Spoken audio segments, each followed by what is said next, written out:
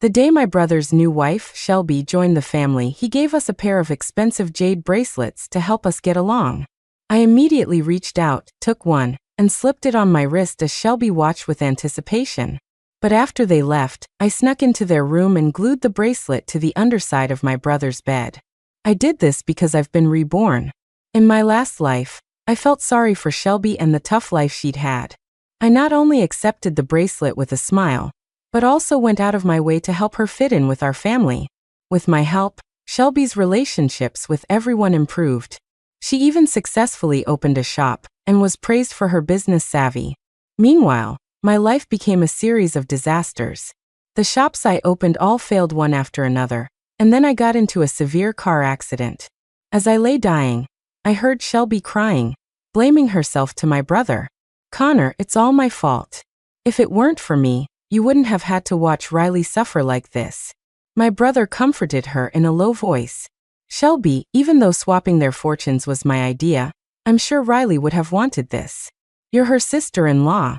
She's had so many happy years, it's only right she gives you a chance at happiness." As they consoled each other, I finally understood.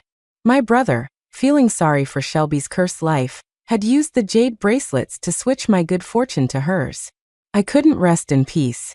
Now, given a second chance, I will make my vicious brother and his wife reap what they sow. "Riley, come see if you like these jade bracelets." My brother, Connor, opened the box in his hands, revealing a pair of brilliant, beautiful jade bracelets. I snapped back to the present, stunned to see the familiar jewelry in front of me. Isn't this the day Connor gave me the bracelet? Have I been reborn? Before I could process it, Connor spoke again. "Riley, what's wrong? Didn't you sleep well last night?" I looked up instinctively. Connor was looking at me with a concerned expression, but deep in his eyes, I could see a flicker of anxiety, a fear that I might discover something. My sister-in-law, Shelby, standing beside him, had the same look. I silently clenched the hem of my shirt, my heart filled with a cold hatred. The signs were there all along. I was just too trusting to see their cruelty. In my last life, after Connor and Shelby started dating, he constantly told me how pitiful she was. Right before their wedding, he even sighed and told me, "Your sister-in-law just has a hard life. She wasn't born into a good family, so she's had to endure so much." Every time I see people giving her a hard time or bullying her, it breaks my heart and makes me so angry. It was just me and Connor growing up, and our parents doted on us. We'd always been close. So when he told me this, I replied, "It's okay, bro. You and Shelby are about to get married. From now on, just do everything you can to make her happy and help her forget all the bad stuff." Connor stared at me for a couple of seconds, then smiled. "Oh, I'll definitely do everything in my power to make her happy." I thought he meant he would work hard to give Shelby a happy life. I never imagined his plan involved me. To change his wife's fate, he got his hands on a pair of strange jade bracelets to swap my good fortune to hers. I forced myself to calm down and managed a smile. "Yeah, I didn't sleep great. I was probably just too excited that you finally got to marry Shelby." I lowered my head, pretending to examine the bracelets with a satisfied look. "These are beautiful. Are they for me?" Hearing my words, a flash of guilt crossed Connor's eyes, but he still pushed the box toward me. "That's right. One is for you, and the other is for your sister-in-law. Now that she's part of the family, I just hope you two can get along." He sounded so sincere, as if that was all he really wanted. Remembering my past life, I smiled and took the box. "Don't worry, bro. I'll definitely help Shelby feel at home here." Seeing me happily accept the box, the tension in Connor's face finally eased. He smiled and handed the other bracelet to Shelby. Shelby excitedly slipped it on in front of me, then looked at me with an expectant gaze. In my past life, seeing that look, I naively thought she was just eager to become close with me. Only now did I understand she was just trying to get me to put on the bracelet, so she could steal my life. I played along and put the bracelet on. Shelby's eyes instantly lit up. She stepped forward and took my hand. "Riley, that bracelet looks so beautiful on you. I hear wearing good jade for a long time is really good for your health." Connor chuckled. "Well, then you two had better wear them every day." Shelby smiled, tucking a stray strand of hair behind her ear, her face full of adoration. This is the first gift you've given me since we got married. I'll definitely wear it every day. And I'm sure Riley will too, right? Seeing how desperate she was for my promise, I knew I had guessed right. The fortune swapping wasn't instantaneous. It required time. I didn't know how long, but at least I knew that wearing it for a little while wouldn't do any real harm. I smiled and nodded. Of course. Connor studied my expression and finally seemed to relax completely.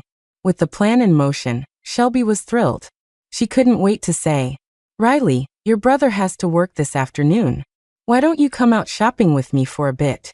Her eyes were shining, but I gently pushed her hand away and said apologetically, "I'm sorry, Shelby.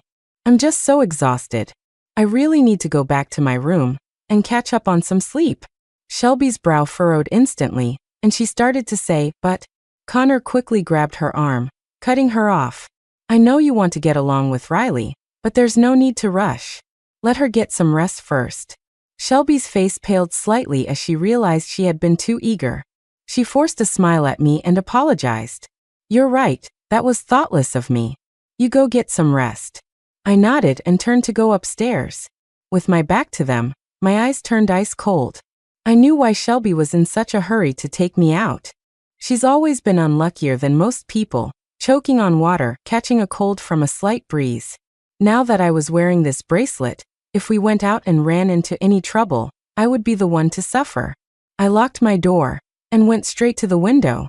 It was cracked open just enough that I could hear their conversation if I listened carefully. "Honey, when will I finally be free of this bad luck? If this bad luck sticks with me, what about our future kids?" Shelby's voice was soft and pitiful, trembling with tears by the end. "Shelby, don't be silly. As long as I'm here, you'll be safe and sound from now on. When Riley was little, Mom and Dad had her fortune told. She has a rare kind of good luck, not just with money, but with her health too. Just do what the master said. Keep wearing the bracelet, and soon enough, her good fortune will be yours." Connor's voice was full of sympathy, and he said it without a hint of hesitation, as if the person whose life was being stolen wasn't his own sister. Even though I knew he was cruel enough to sacrifice anything for his wife, in that moment, my heart still ached. It was just the two of us kids in our family, and we were always so close. Every time I got into trouble, Connor would jump in and take the blame, accepting the punishment alone. And I would share any treats or new toys I got with him. I never thought the brother who was once so good to me would one day harm me for someone else. Clenching my fists, I fought back the nausea and kept listening. Shelby was deeply moved, her tears turning into a smile. "Honey, the only lucky thing that ever happened to me was meeting you. You once told me you'd always put me first and give me all the best things. You really meant it. Silly, you're my wife. Who else would I treat this well?" Connor's tone was doting. They went on like that for a while, but they never mentioned how long it would take to transfer my good fortune to Shelby. Just as I was getting anxious, Shelby's phone rang. I couldn't hear what the person on the other end said, but after she hung up, she told Connor, "The thing I ordered is ready. They said I can pick it up this afternoon." "Honey, Riley and I just put these bracelets on. I still feel a little nervous. I want her to come with me." Sensing her unease, Connor's heart ached for her. "Then wake her up this afternoon and have her go with you. That way, if anything dangerous happens, she can shield you from it." My eyes went cold. This afternoon was the first time the bracelet caused me to get hurt. I remembered it clearly. While I was with Shelby picking up her package, a flower pot fell and smashed into my head, sending me to the hospital. I looked down, lost in thought for a moment. Pretending I hadn't heard anything, I readily agreed when Shelby came to my room later that afternoon to ask me to go out. Shelby was ecstatic. She dressed up beautifully and looped her arm through mine as we headed out. "Riley, I feel so bad dragging you out when you didn't get enough sleep last night. How about this? If you see a purse you like later, I'll buy it for you. It's on your brother's dime anyway." Her smile was gentle, and I held her gaze for a couple of seconds. If I hadn't died once before, who would have ever guessed that such a kind face hid such a venomous soul? I chuckled. "Sure. I've been running around helping out with everything these past few days. My brother owes me, so you can make it up to me on his behalf." As soon as I said it, The gentle smile on Shelby's face froze, her eyes wide with disbelief. Seeing her reaction, I deliberately asked, "What's with that look, Shelby? Are you having second thoughts?" "What? Of course not. Riley, you really have worked hard these past few days," Shelby said with a strained smile. "Your brother's been busy with work. It's only right for me, as his wife, to make it up to you for him." She said the words, but her eyes were filled with resentment.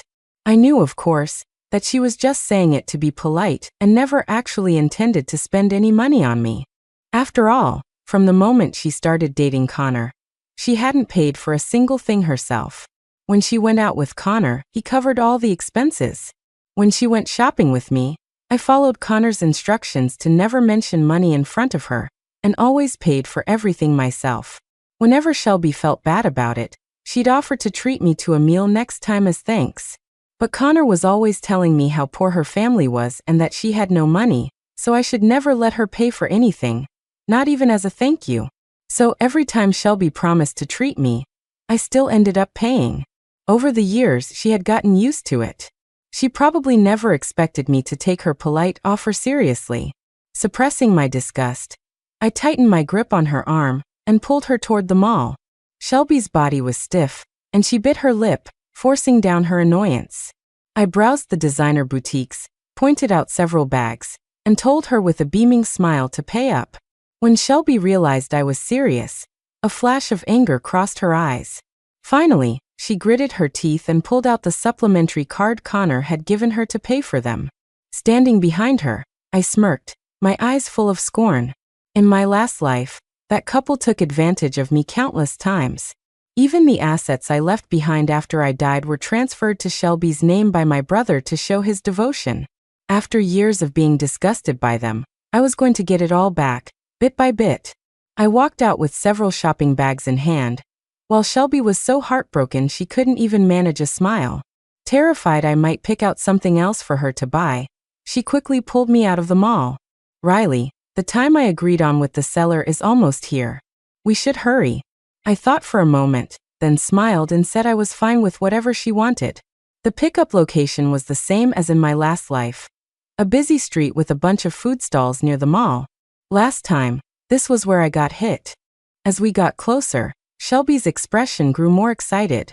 She grabbed my hand and urged me to hurry, unwilling to even wait for the last few seconds of the red light. "Shelby, it's a red light. Let's just wait," I said, pretending to be cautious. Shelby looked across the street expectantly and replied without hesitation, "Don't worry. There are hardly any cars on this road. We'll be fine." She pulled me into the street. Recalling her confident words, a deeper chill settled in my heart. In the past, whenever we went out together, she was always so careful, afraid of getting bumped or hurt. But now, wearing the bracelet that could steal my good fortune, she was reckless, completely indifferent to what would happen to me after my luck was gone. A cold smile touched my lips. I glanced down at the gleaming jade bracelet on my wrist, a ruthless glint in my eyes. "Your bad luck is your own. You can have it back." As Shelby dragged me forward, just as we reached the middle of the road, a car suddenly came tearing toward us. It was moving incredibly fast, swerving from side to side. The driver saw us and screamed, his eyes wide. "Get out of the way." The brakes failed. Shelby froze in terror, her face ashen, her hand still gripping my arm like a vice. I didn't panic. I just stood there with her. Just as the car was about to hit us, Shelby snapped out of it. Probably in too much of a panic to keep up her act. She shoved me hard, trying to use me as a shield. But at that exact moment, the driver yanked the steering wheel, changing direction. I was thrown to the ground, but aside from a scraped arm, I was fine. Shelby, however, who had frantically pushed me toward the car, was the one who got hit. She collapsed on the ground, her leg a mess of blood. Riley, help me. Call an ambulance." Her face was pale, and she couldn't move. A crowd quickly gathered, some gawking, others taking pictures. I didn't want to help her just yet. After all, the malicious woman had just tried to use me to save her own skin. "Shelby, oh my God, Shelby." I pretended to be in shock, taking a few seconds to react. I struggled up from the ground and scrambled over to her, staring helplessly at her wounds. There's so much blood. What do we do? Shelby looked at her mangled leg, her lips white with fear, and snapped at me impatiently. Are you stupid? I told you to call an ambulance. Seeing that she had bled a sufficient amount, I fumbled for my phone as if just remembering and called for help. When my brother arrived at the hospital and saw Shelby lying in the bed, he turned on me furiously. Riley, you went out with your sister-in-law. Why didn't you look after her? You know her health has never been good. Lying in the hospital bed, Shelby's eyes were red as she listened to Connor berate me. She didn't mention that she was the one who had jaywalked, instead looking like the innocent victim I had dragged into trouble. The smile faded from my face. Connor, she was with me, but she's the one who pulled me into the street against a red light. This isn't my fault. Connor froze, then frowned. Even so, you should have stopped her. Before he could finish, Shelby raised a hand and tugged on his sleeve. Her voice choked with tears as she blamed herself. Honey, don't blame Riley. It really was my fault today. I was in too much of a hurry. I saw there weren't any cars and just wanted to cross quickly. I never expected a car to come out of nowhere. She sounded so pathetic that Connor's heart immediately went out to her. He comforted her right in front of me before angrily dragging me out of the room. Riley, when did you become so inconsiderate? Yes, your sister-in-law made a mistake today, but she's the one who got hurt. She's already upset. So did you have to say that to her face? What have I told you before? Your sister-in-law grew up poor and has never had an easy day in her life. As her family, we should be as patient and caring as we possibly can. Halfway through his lecture, I couldn't help but scoff. Connor, you're the one who married her. You can treat her however you want. Why are you telling me all this? Anyone who didn't know better would think I was the one who married her. Connor was stunned. He stared at me in disbelief, a confused look in his eyes. How can you say that? Riley, you've been acting so strange ever since I saw you. What's wrong with you? He sounded genuinely perplexed, but there was also a flash of panic in his eyes, as if he was afraid I'd figured something out. His gaze flicked to my wrist. Seeing the familiar jade bracelet, his expression relaxed slightly. I sneered internally, but my face remained cold. Why don't you ask Shelby yourself? I'm going to get some food. With that, I brushed past his shoulder and went downstairs. 2 minutes later, I was back outside the hospital room door. Connor was frowning, asking Shelby, honey, what's going on between you and Riley? She looks like she has a problem with you. Shelby hesitated for a moment before saying guiltily, I was in such a hurry, I accidentally pushed Riley down, and she almost got hit by the car. It was my fault. Connor let out a sigh of relief. I thought it was something serious. It was an accident. Why is she making such a big deal out of it? She's not a kid anymore. In such a dangerous situation, he never once considered the potential consequences of Shelby shoving me. He just complained that I was being petty. I just checked. The jade bracelet on her wrist is perfectly fine, so don't worry. Today was just the first day, so the bracelet hasn't had much effect yet. The master said that once she's worn it for 7 days, her good fortune will be completely transferred to you. Honey, just rest up in the hospital for the next couple of days.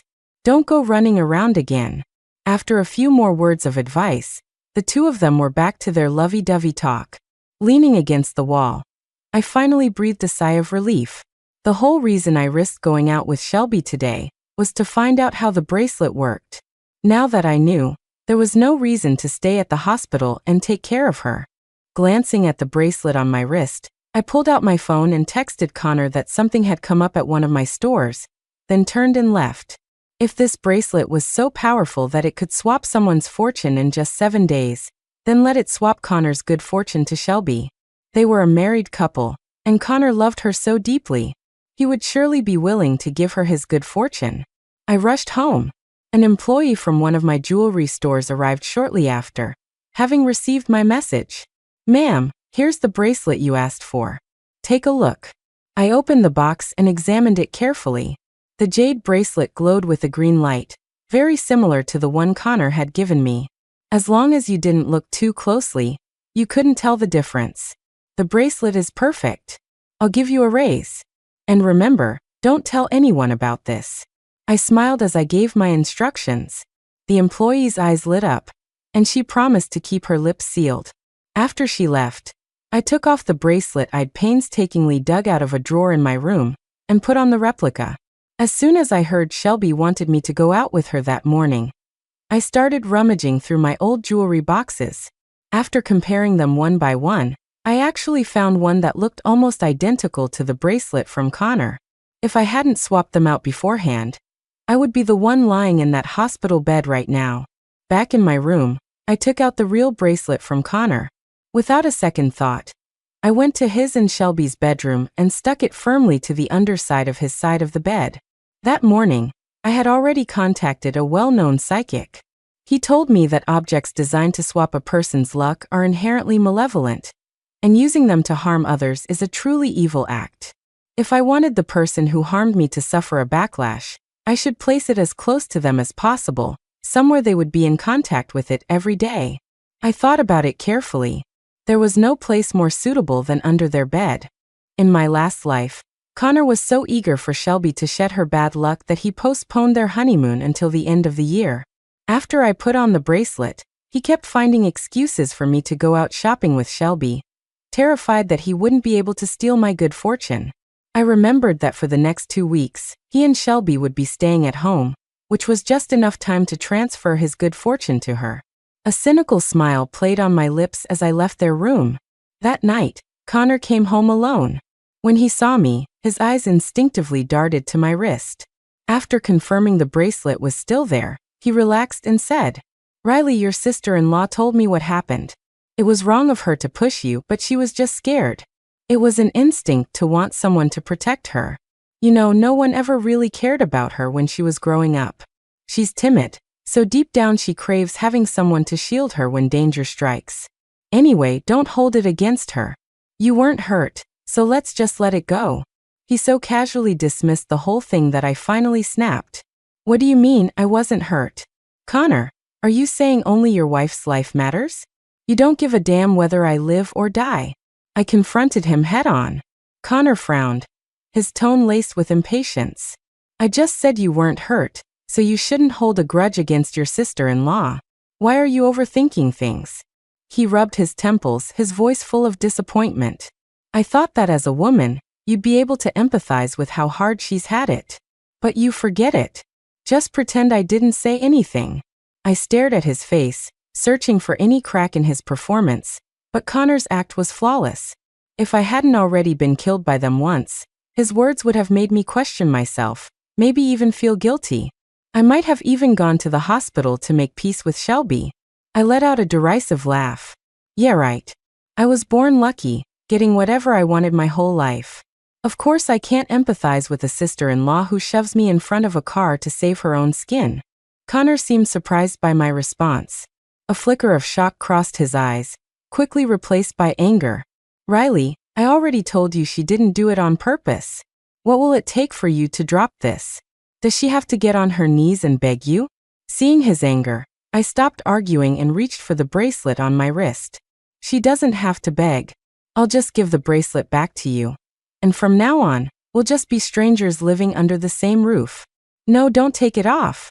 Connor panicked, reaching out to stop me. I glared at him. "Why are you stopping me?" Connor's anger instantly vanished, and his tone softened considerably. "Riley, you can't take your anger out on the bracelet. It took me forever to find this pair. It cost me," he paused, "this much. When I bought them, I was just thinking about you and your sister-in-law getting along. If you smash it in a fit of anger, how are you two ever going to make up?" He held up 7 fingers. A cold smile curled my lips. 7 figures to buy a pair of bracelets to steal my good fortune. Wow, Connor, your love for Shelby is truly deep. I suppressed the rage boiling inside me and couldn't help but wonder, what would Connor's expression be when he found out I'd swapped his good fortune over to Shelby? He'd probably be thrilled. With that thought, I composed myself, my expression still cold. "What? It's okay for Shelby to push me as a human shield because she was scared, but it's not okay for me to smash a bracelet in a fit of anger to vent?" Connor's face darkened, but he forced a smile. "Riley, that's not what I meant. It's just that your sister-in-law, He instinctively started to play the victim card for his wife, but he caught himself. Probably remembering my icy attitude from before, he gritted his teeth and changed his tune. Your sister-in-law is still in the hospital. As soon as she's discharged, I'll make sure she gives you a sincere apology. I didn't say yes or no. I just gave him a long, deep look, then turned and went upstairs. Connor ran a hand through his hair in frustration. After sending a quick text to his wife, he headed upstairs, planning to get to bed early so he'd have the energy to be with her the next day. Shelby spent 2 days in the hospital before being discharged to recover at home. Lying in bed, she apologized to me with tears streaming down her face. Riley, I'm so sorry. Please forgive me. Please don't be mad at me. Connor, standing beside her with dark circles under his eyes, spoke up on her behalf, frowning. See, your sister-in-law has apologized. Just be the bigger person and let it go. I glanced at the exhaustion on his face and chuckled softly. Fine. Since Shelby has apologized, let's just put this behind us. Connor let out a visible sigh of relief. Shelby wiped away her tears, glanced at the bracelet on my wrist, and forced a smile. Riley, I knew you were generous. I looked down at my phone, my tone neutral. Something just came up at my shop. I have to go. After making an excuse to leave their bedroom, I didn't leave right away. Instead, I stood by the door, listening carefully. About 2 minutes passed before I heard them start talking. From the way Riley was acting, it seems like she hasn't forgiven me yet, Shelby said, her voice filled with grievance. Connor's tone was weary and cold. Don't worry about her. As long as she said she forgives you and won't try to smash the bracelet, it's fine. Honey, the master said that once the bracelet has been worn for more than 3 days, it locks onto her, and we can slowly start draining her good fortune. Today is the 3rd day. After tonight, your bad luck will be gone. As he said this, his voice was filled with excitement and joy. Connor was so focused on transferring my good fortune to Shelby that he hadn't noticed anything unusual about himself. I smirked, tiptoed away, and waited to see what would happen to Connor once his own good fortune was drained away. I didn't have to wait long. The next morning at the breakfast table, Connor got a call. A major project he was in charge of had run into a serious problem, and he was being held fully responsible. Connor's face turned pale. He tried desperately to explain himself over the phone, but it was useless. Shelby looked worried. How could something suddenly go wrong like that? How should I know? Connor snapped, his tone sharp with frustration now that it was his career on the line. Ever since they started dating, Connor had always spoken to Shelby in a soft, gentle voice. This was the first time he had ever lost his temper with her. Shelby's eyes immediately welled up, and she looked at him with a hurt expression. I slowly sipped my congee, keeping an eye on both of them. In the past, Connor would have immediately apologized and dropped everything to comfort her. But the project that had gone wrong was the first major one he had ever managed, and it was crucial for his chances of promotion. With such a huge project in jeopardy, he had no time to coddle his wife. He didn't even look at her. He just rushed out the door, still on the phone. For the next 2 days, Connor came home late at night and left again first thing in the morning. Despite his efforts, the project couldn't be saved. He came home completely dejected, looking like his soul had left his body. Shelby rushed over to him, worried. Honey, what's wrong? Don't scare me, say something.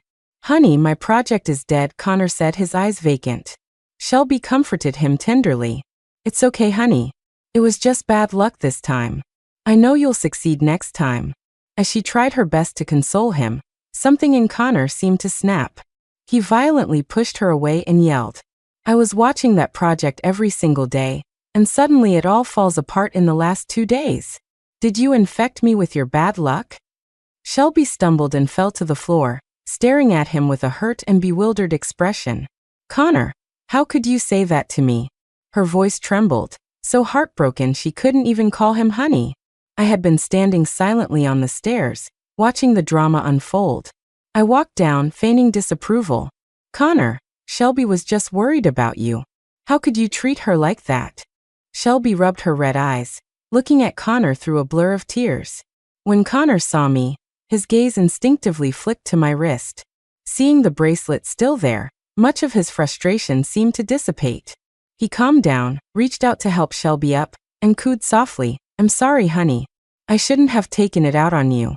Shelby wasn't angry with him. She wiped her tears and hugged him, playing the part of the devoted, long-suffering wife. The scene was so nauseating I couldn't watch. I turned and went back upstairs.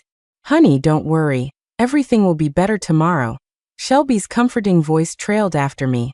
I paused for a second, my eyes growing cold. I knew why she said that. Tomorrow was the 7th day. After tonight, the fortune swapping would be complete. I woke up early the next morning, and Shelby was already urging me to get ready. Riley, you've been so busy with me and your brother's affairs lately. You haven't had a chance to relax. Let's all go camping today. I stared at her, then asked casually, my brother just had a major issue at work. Is this really a good time for him to take a day off? Shelby's expression stiffened for a second before she smiled. His company already approved it. They said he should take a couple of days to rest. I knew that was just a nice way of putting it. The truth was, Connor had screwed up and his boss was sick of him. In my last life, Connor's career had been smooth sailing, nothing like this had ever happened. I remembered that day. I had gone with Shelby to a spa. On our way out, I was hit by a car that had lost control. The hospital tried to save me for hours. Connor only showed up after they declared me dead. At which point he immediately started comforting a guilt-ridden Shelby. Shelby, even though swapping their fortunes was my idea, I'm sure Riley would have wanted this. You're her sister-in-law. She's had so many happy years, it's only right she gives you a chance at happiness. At that moment, I was already grieving my own tragic end. But hearing those words from my own brother, the person I trusted most, pushed me into absolute despair. The feeling of being stabbed in the back by the one person you trusted most, I can still feel it now. I stood up. If they were so eager to see my downfall, then today would be the day we settled things for good. I threw a few things in a bag, and Shelby enthusiastically pulled me downstairs. Connor's car was parked outside. He had a grim look on his face, clearly in a bad mood. But when he saw Shelby and me, he forced a smile. Hurry up and get in. We'll hit traffic if we wait any longer. Shelby smiled and got into the passenger seat. I opened the back door and got in. I didn't say a word the whole way, just kept my head down, texting my employees and handling some business. Connor glanced at me in the rearview mirror, a slight frown on his face, and then he suddenly spoke. Riley, do you remember how good Mom and Dad were to you when they were alive? I sensed the malice in his tone and looked up calmly, saying nothing. The dark circles under Connor's eyes made him look terrible. He didn't wait for my answer, and just continued. They would sneak you extra allowance, brag on their social feed whenever you won an award, and they both took you to your college orientation. I know they were so good to you because you were exceptional. You always got good grades and got into a better university than I ever could. Even though I'm your brother, sometimes I couldn't help but be jealous.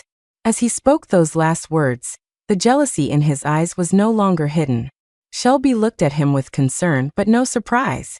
It was as if she had known all along. My gaze remained calm. Since being reborn, I had considered many possibilities. Maybe Shelby was the one who came up with the idea, and Connor only went along with it for her. Maybe I was the only one who could wear the bracelet for the full 7 days, so he had no choice but to target me. It wasn't until yesterday, when Connor blew up at Shelby over his project, that I threw out all those theories. When you have eliminated all which is impossible, then whatever remains, however improbable, must be the truth. Connor was jealous of me, and he had been since we were kids. When our parents were alive, they favored me, the more successful child. After they passed, their assets were split evenly between us. I used my half to start a successful business and open several stores. Connor, on the other hand, lost all his money and only managed to keep the house our parents left us with my help. I thought we were each other's only family, that we should help each other through thick and thin. But all along, he was just jealous that I was doing better than him. So much so that he was willing to have me killed. I was silent for a long moment before I said coolly, "So, you were so jealous you wanted me dead, is that it?" As my response was far calmer than he expected, I calmly took off the bracelet. A flash of surprise crossed Connor's eyes, followed by a twisted, triumphant grin. "So you figured it out?" "Yes. Only when you're dead can I finally hold my head up high. Don't worry, Riley. Your big brother will visit your grave every year. At that moment, we were on the freeway. A car in the opposite lane lost control and came straight for us. The two cars collided. My pupils constricted. Our car spun several times before slamming into the guardrail. When the dizziness faded, I quickly checked myself. I was completely unharmed. Connor in the driver's seat wasn't so lucky. His face was covered in blood, and he stared in disbelief. How could this be? The master clearly said. He stopped, looked at Shelby, who only had a few scrapes, and then looked at me. He finally understood. You knew from the beginning. My bad luck these past few days. The other bracelet is in my bedroom, isn't it? His voice was weak, on the verge of unconsciousness from blood loss. I laughed softly. I could hardly just wait around to die, could I? With that, I prepared to get out of the car. Swapping fortunes is a dark art. The person whose good luck is stolen will suffer 100 times the bad luck in a short period. I needed to get out and get away from them as fast as possible. Connor obviously knew this too. His eyes were dark as he gritted his teeth and called out to me. Take your sister-in-law with you. This was my idea. Was it? I didn't want to save either of them. One was the family member who stabbed me in the back. The other was a willing beneficiary. Saving them would do me no good, and would only leave a sick feeling in my stomach. I got out of the car without a second thought, leaving them with one last sentence. Connor, you had a good life and you threw it all away on this. You can deal with the consequences yourself. It wasn't my fault our parents favored me. I worked hard to get into college, to build my business, to climb my way up step by step. I did nothing wrong. I gave everything to my future, and as for Connor, I shared my allowance with him. I tried to give him advice when his business ventures were going south. I helped him. I had done everything I could for him. Honey, don't scare me. Open your eyes and look at me. I'll stay with you. I'll always stay with you. Shelby's desperate cries faded as I walked away. The car suddenly burst into flames. A few minutes later, the ambulance arrived. I watched in silence, a heaviness in my chest, but I had foreseen this outcome. I couldn't change the jealousy in Connor's heart. For 7 straight days, he never once stopped trying to harm me. We were destined for this end. All I could do was compose myself and keep walking forward, alone.